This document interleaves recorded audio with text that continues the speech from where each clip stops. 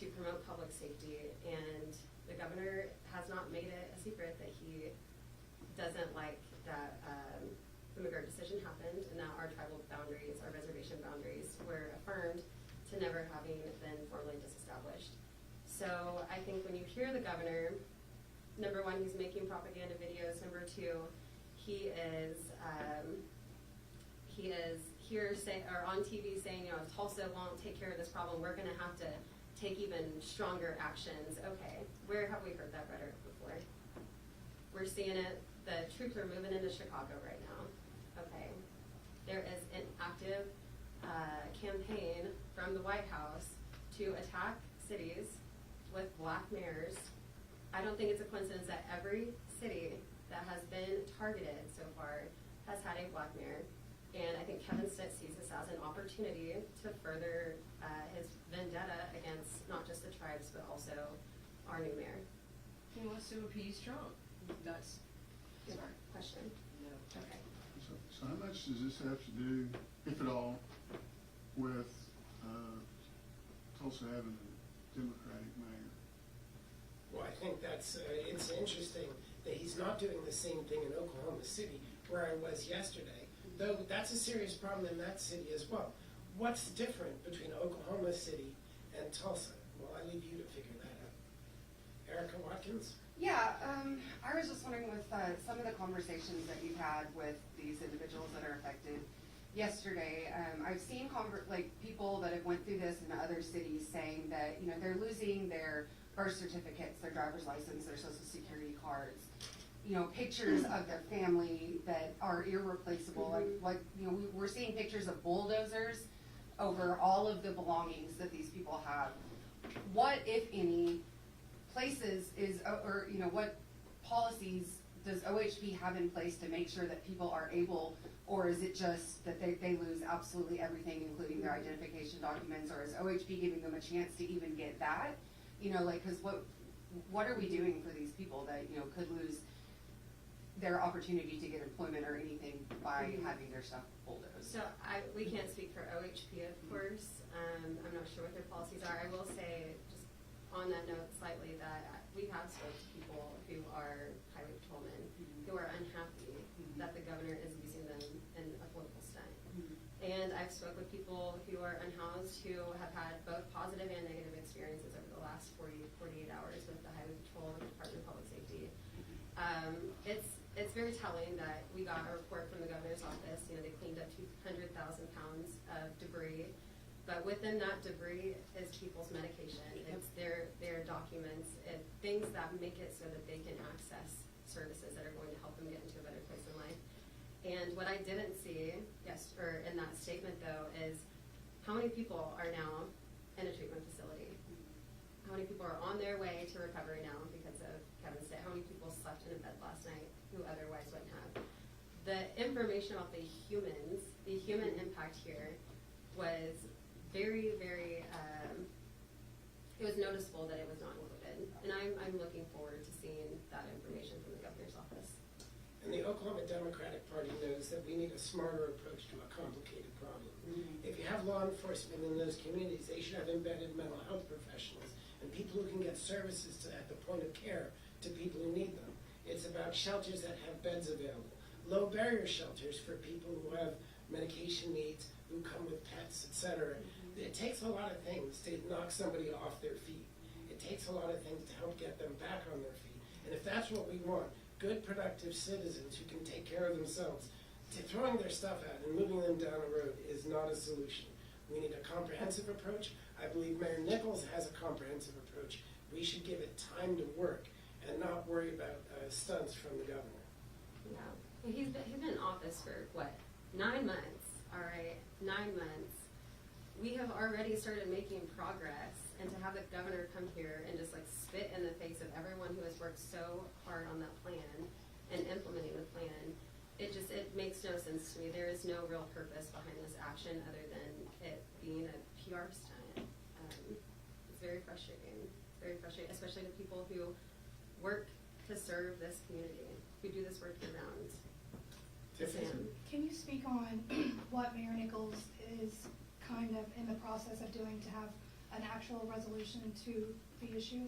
So, Mayor Nichols is actually going to do a press conference tomorrow where he's going to speak more in depth to that plan, so I think we'll leave that to his team to dive in on. Sarah, you mentioned immigration enforcement. Have you had confirmed cases of immigration and customs coming in and detaining people within the Tulsa city limits or within the county? Generally speaking, or? Yeah. Okay, yes, absolutely we have.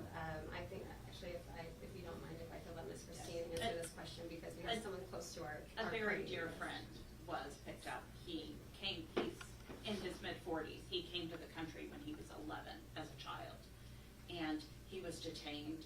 We sponsored him Her family. for his bond, and so he is thankfully out on bond, and that is because of his family, because of support that he has a family, he has 4 daughters here, and he's been in the country for 34 years, and he was picked up.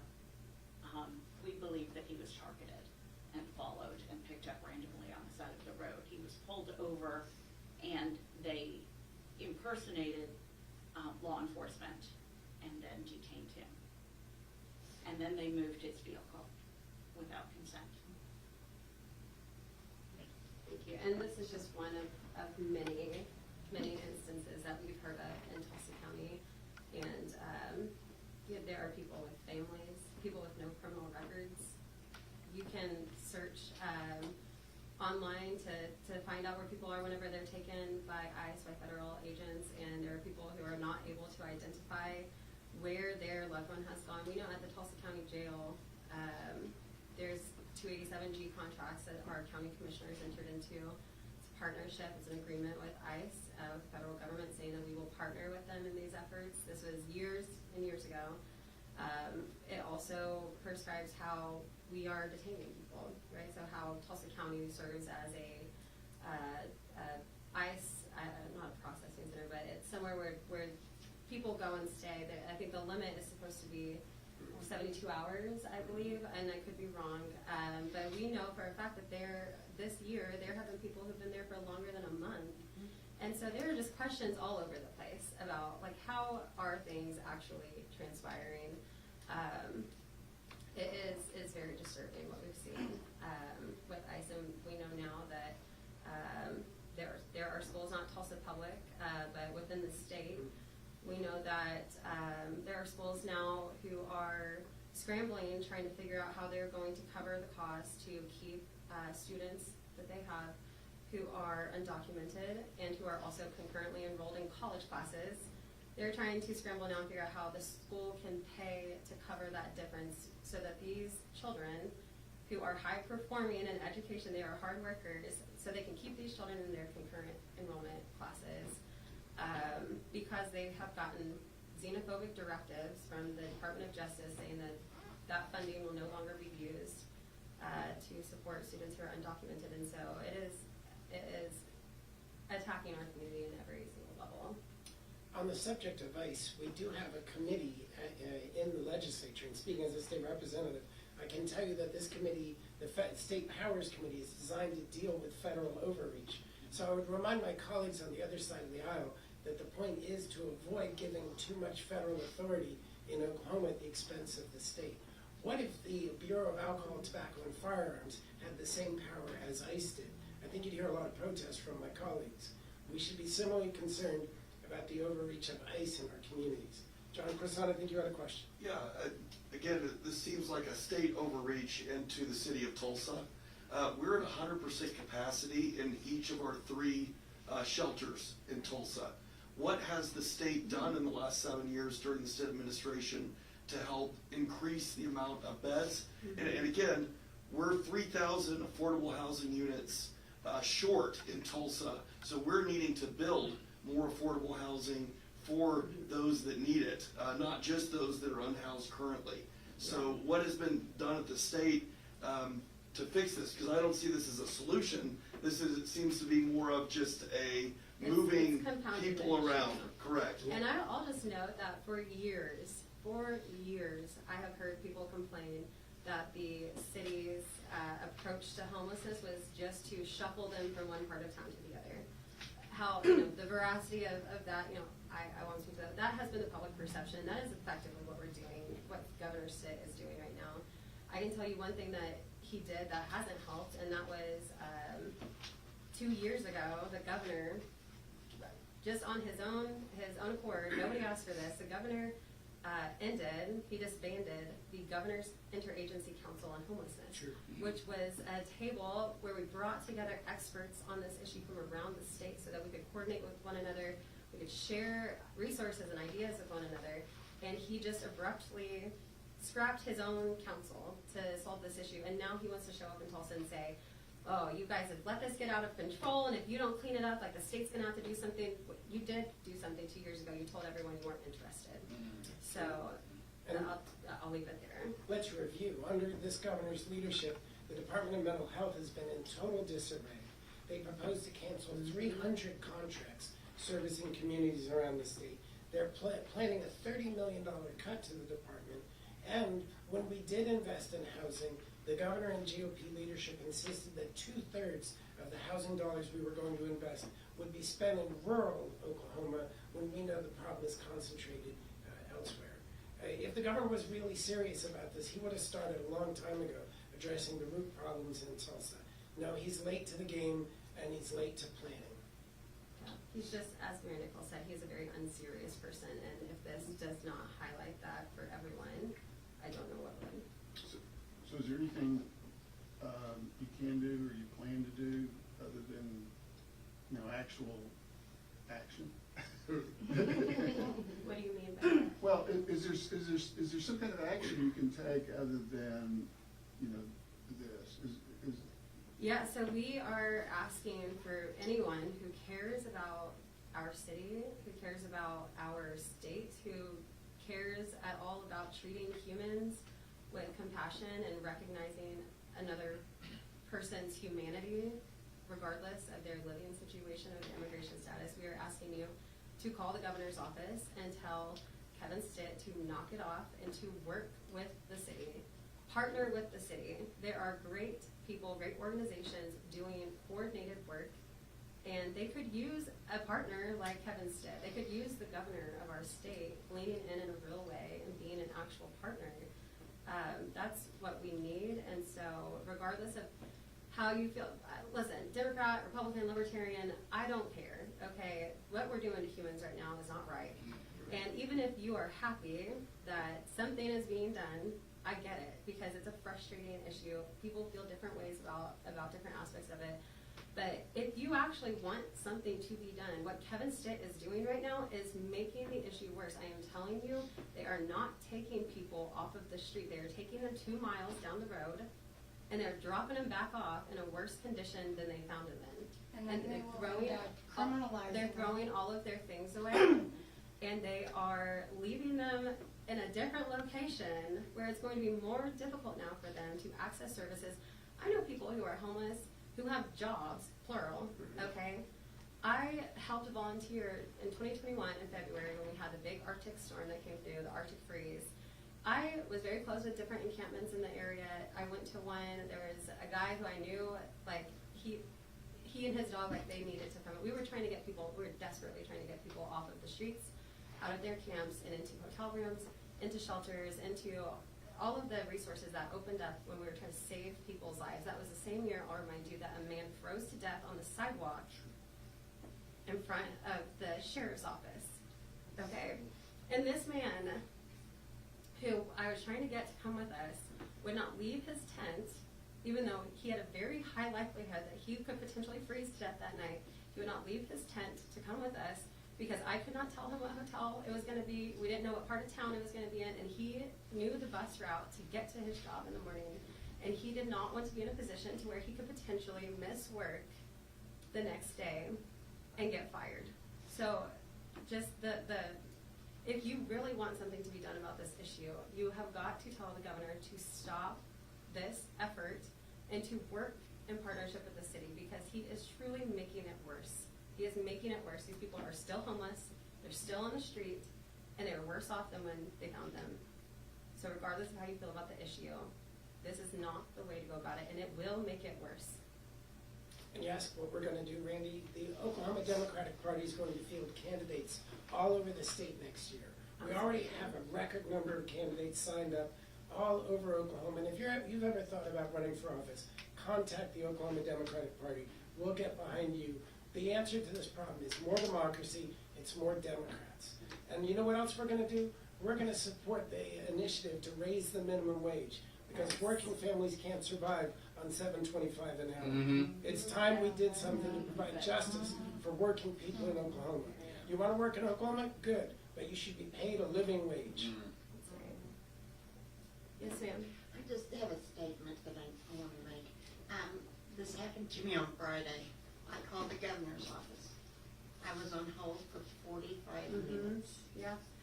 And I I got also called. to the person. She talked over me. She advised me that Tulsa is dangerous, that all these homeless people are dangerous, and that is why they were doing it in Tulsa. And I said, why are you not doing it in his backyard in Oklahoma City? And she said, because we've got it under control. Okay, that's interesting. Well, and I'm not here to besmirch our neighbors in Oklahoma City, but they are in no better position than we are. And, you know, I called the governor's office as well on Friday. I was on hold for 30 minutes before I hung up, so I had to go get my kids from school. I'm going to hope that that's because so many people were calling that is just how it worked out. I'm going to hope that they are not intentionally leaving people on the line for half an hour, 45 minutes, before they answer the phone, and intentionally keeping the public at a distance from their governor. I Any have other also questions? seen more homeless people in my neighborhood in the past 3 days than I have the entire time I've lived there. Yeah. And this is a good point to note as well, is that our hospitals, our emergency rooms are being flooded right now with people who may or may not have a medical reason to be there. If you are driving people away from their spaces without telling them where to go, without having a place for them to go, and the governor's, you have a choice, shelter, treatment, or jail, is bullshit. It's bullshit. I mean, I want to see the data. How many people have been put in jail over the last 48 hours for the crime of being poor?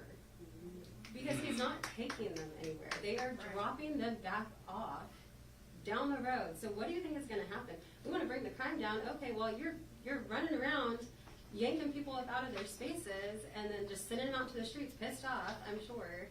Like, none of this makes any sense. None of it makes any sense.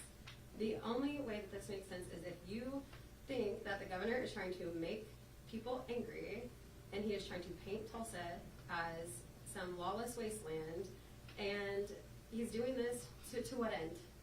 To what end? Randy, that's why I said, like, I believe that this is all an effort of getting National Guard troops here to have tanks rolling down Tulsa streets.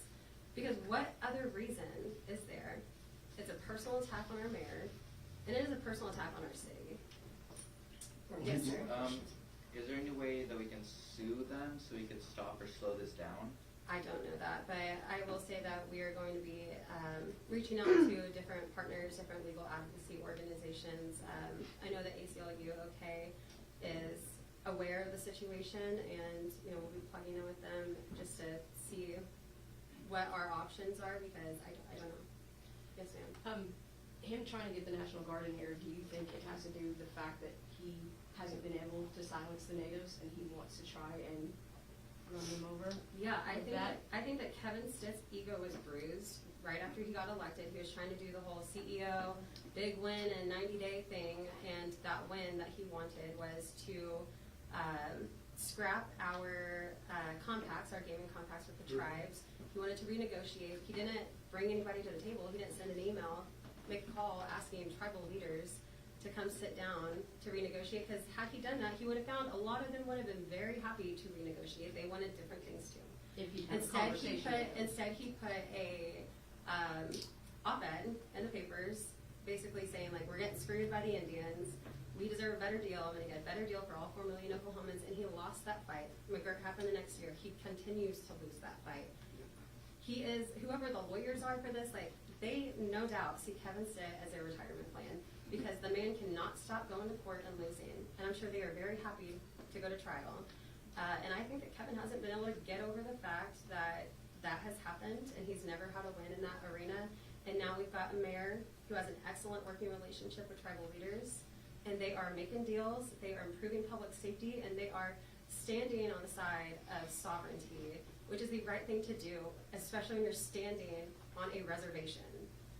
So there is a lot to it, I'm sure, but yes, I think that this absolutely stems all the way back to when he was first elected, and he got his first loss to the tribe, and he just hasn't been able to stop ever since.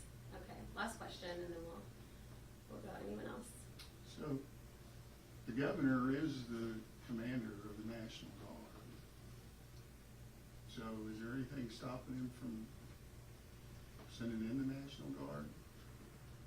If the governor were to declare a state of emergency and obtain those powers, he could, subject to review by the legislature, which is out of session right now. So I do think in theory he could do that, but you have to establish why this was necessary. And I think our Guard, I want to thank all the members of the Guard for the work they do, are much better used in training, in disaster response, and preparing for the security needs of Oklahomans and for the United States.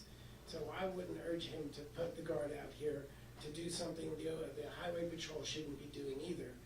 If we want to police our streets, if we want secure communities, let's do it with our local resources, the good folks at Tulsa Police Department and the mental health workers and service workers at the Tulsa Housing Authority, Tulsa Housing Solutions, the mayor's office. Let's do a comprehensive, sensible plan that does the job the way it needs to be done. That builds a safer community. So I guess I would close by saying, Governor, I think we need more houses and fewer mansions.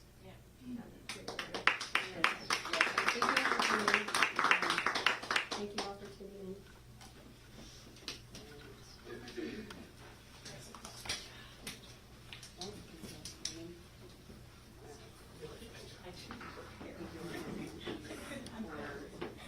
Sharing.